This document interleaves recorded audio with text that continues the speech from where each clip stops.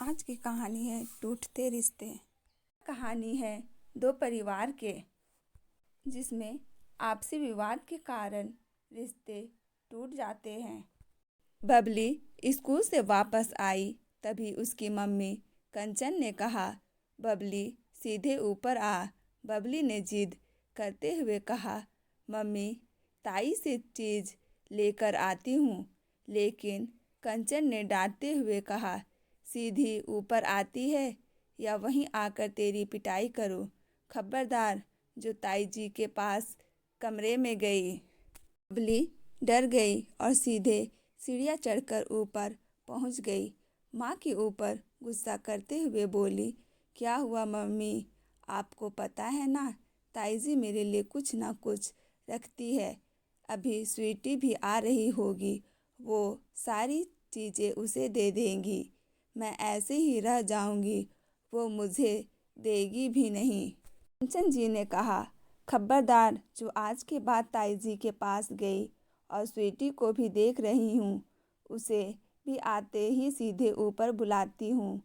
तभी स्वीटी की बस आकर रुकी। कंचन जी ने उसे भी बुला लिया। दोनों बहनें अपनी मम्मी से बहुत गुस्सा थी। स्वीटी ने आते ही पूछा, मम्मी क्या हो गया? ताई जी से कोई बात हो गई है?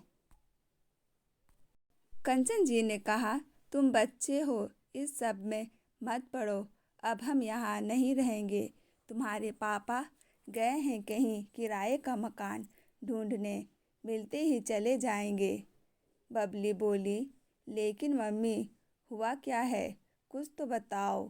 कंचन जी ने कहा, बोला ना कुछ नहीं हुआ, चलो खाना खाकर पढ़ने बैठो। दोनों बहनें कानाफूसी करते हुए अपने कमरे में चली जाती है। शाम को पूरे घर का माहौल बदला हुआ था। कोई भी किसी से बातें नहीं कर रहा था। रवि, उनकी पत्नी सीमा, उनका बेटा रोहन, तीनों ही अपने घर से बाहर नहीं निकले। उधर कंचन जी और उनके पति रमेश जी भी बहुत कम बात कर रहे थे। दोनों परिवार एक ही घर में ऊपर नीचे रहते थे और शाम को आंगन में बैठकर बातें करते थे। लेकिन आज दोनों परिवार अपने कमरे में कैद थे। बबली और स्वीटी को कुछ भी पता नहीं था कि क्या बात है। अगले दिन सुबह कंचन जी ने दोनों बेटियों को जल्दी उठा दिया और सारा सामान पैक करके तैयार हो गए। थोड़ी देर में गाड़ी आ गई जिसमें सामान चढ़ा लिया। घर बिल्कुल सन्नाटा छाया था। दोनों बेटियां ताई जी ताऊ जी को देखना चाह रही थी, लेकिन वे दोनों अपने बेटे रोहन के साथ अपने कमरे में बंद थे। बबली और स्वीटी दोनों रोते हुए ताई जी के कमरे के दरवाजे को पीटने लगी, लेकिन अंदर से कोई आवाज़ नहीं आई। कंचन जी दोनों को खींचते हुए ले गई और गाड़ी में बैठा दिया। कुछ ही देर गाड़ी अपनी मंजिल की ओर चल पड़ी।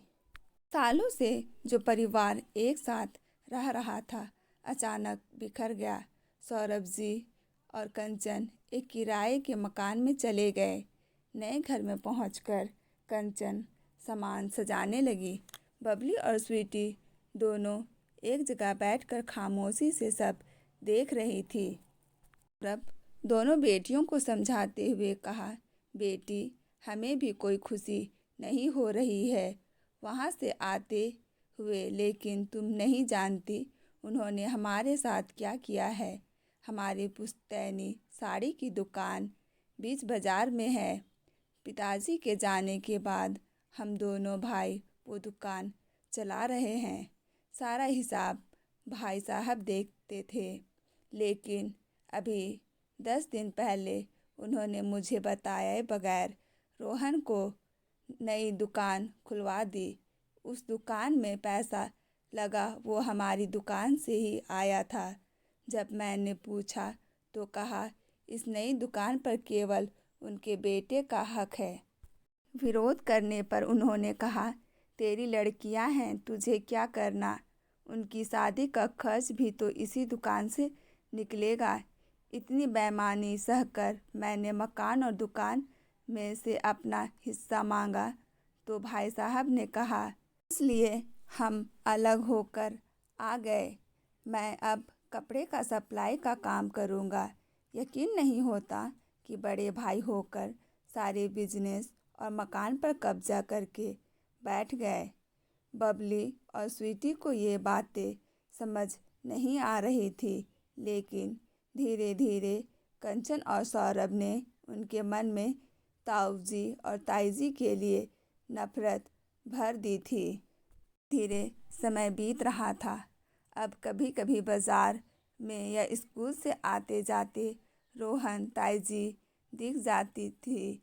दोनों बेटियां उनकी तरफ देखती भी नहीं थी। इसी तरह सालों बीत गए। इस बीच दोनों परिवार में कोई बात नहीं हुई। सौरभ जी ने कपड़े की सप्लाई का काम अच्छे से जमा लिया। दोनों बेटियां भी अब बड़ी हो रही थी। अपने कमाई से उन्होंने एक छोटा सा मकान खरीद लिया था। एक दिन रात को 1 बजे रवि जी के मोबाइल की घंटी बजी। सभी गहरी नींद में सो रहे थे। लंबी घंटी बजने के बाद बंद हो गई। रवि जी ने उठकर देखा तो यह सौरभ का फ़ोन था। उन्होंने सीमा को जगाया। कुछ समझ पाते इससे पहले दोबारा फ़ोन की घंटी बजने लगी। रवि जी ने फ़ोन उठाया। दूसरी तरफ से स्वीटी की रोने की आवाज़ आ रही थी। ताऊजी, पता नहीं पापा को क्या हो गया, अचानक बेहोश हो गए। बहुत डर लग रहा है, आप जल्दी से आ जाइए। रवि जी ने कहा, बेटी तू चिंता मत कर, मैं अभी आ रहा हूँ। रवि सीमा और रोहन को लेकर तुरंत सौरभ के घर पहुँच गए। रास्ते में उन्होंने डॉक्टर को फ़ोन कर दिया था। डॉक्टर ने पहुंचकर इंजेक्शन दिया, फिर बताया माइनर हार्ट अटैक है, हॉस्पिटल ले जाना होगा। रवि जी ने अपनी गाड़ी में सौरभ और कंचन को लेकर हॉस्पिटल पहुंच गए। उधर सीमा जी दोनों बेटियों को संभालने में लग गई। सही समय पर इलाज मिल जाने के कारण खतरा टल गया। 2 दिन में सौरभ ठीक हो गया। दोपहर के समय सीमा जी दोनों बेटियों को लेकर हॉस्पिटल पहुंच गई। स्वीटी पापा को देखकर रोने लगी। ताऊजी, मुझे कुछ समझ नहीं आया, मैंने बस आपको फ़ोन कर दिया। एक बार लगा आप बात नहीं करोगे, लेकिन आपने मेरे पापा को बचा लिया।